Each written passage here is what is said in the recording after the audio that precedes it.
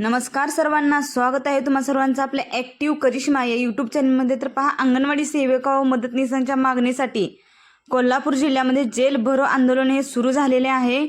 आणि एकूणच आपण पाहिलं की मुख्यमंत्र्यांनी सांगितल्याप्रमाणे 3 तारखेला बैठक ही घेतली नसल्यामुळे हे आंदोलन सुरू केलेले आहे। सेविका जेल भरो आंदोलन करत आहेत।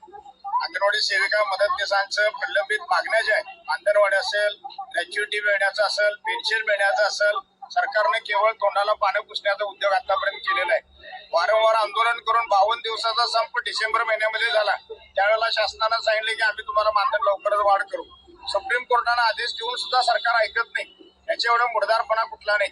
पेन्शनची योजना, त्याचा प्रस्ताव, ते सगळं तयार झालेलं आहे, परंतु केवळ मंत्रिमंडळाची मान्यता नसल्यामुळे राहिलेलं आहे। सरकार एका बाजूला लाडक्या बहिणींना मदत द्यायला लागले, आम्हाला आनंद आहे, परंतु लाडक्या बहिणींच्या पेक्षा सुद्धा प्रत्यक्षात शासकीय योजना राबवणाऱ्या ज्या काही भगिनी आहेत, ज्या प्रत्यक्षात काम करतात, सरकारी योजना राबवतात, लहान लहान मुलांच्यावर संस्कार करतात, लहान मुलांच्यावरती संस्कार करून त्यांना भावी पिढी घडवण्याचं काम करतात, त्यांना किमान वेतन सुद्धा हे सरकार देऊ शकत नाही।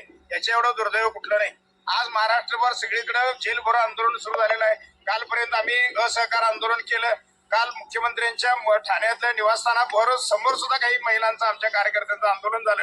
आणि येत्या काळामध्ये जर सरकारनं लवकर याचा निर्णय घेतला नाही तर याही पेक्षा तीव्र स्वरूपाचं आंदोलन पुढच्या काळात करण्यात येईल, असा इशारा आम्ही या ठिकाणी देत आहोत। कोल्हापूर जिल्हा अंगणवाडी कर्मचारी युनियनच्या वतीने मी कॉम्रेड अप्पा पाटील, अध्यक्ष।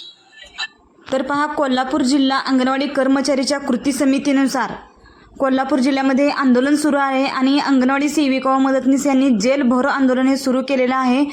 आणि एकूणच आपण पाहिलं की मुख्यमंत्री एकनाथ शिंदे आणि महिला व बालविकास मंत्री आदिती तटकरे यांनी आपल्याला कोणत्याही प्रकारची मदत न देता त्यांनी जी कर्मचाऱ्याची कृती समिती आहे त्यांची भेटसुद्धा घेतलेली नाही आणि कोणत्याही पद्धतीची चर्चा झालेली नाही, ठोस निर्णय झालेले नाही। तर पहा, अशाच नवनवीन व्हिडिओच्या आणि माहितीच्या अपडेटसाठी आजच आपल्या ॲक्टिव्ह करिश्मा या यूट्यूब चॅनलला जरूर सबस्क्राईब करा, जेणेकरून येणाऱ्या नवीन व्हिडिओची माहिती आणि अपडेट सर्वप्रथम तुम्हाला भेटतील। आणि हा व्हिडिओ जास्तीत जास्त महिलांना शेअर करा, जेणेकरून त्यांना यांची माहिती भेटेल। धन्यवाद।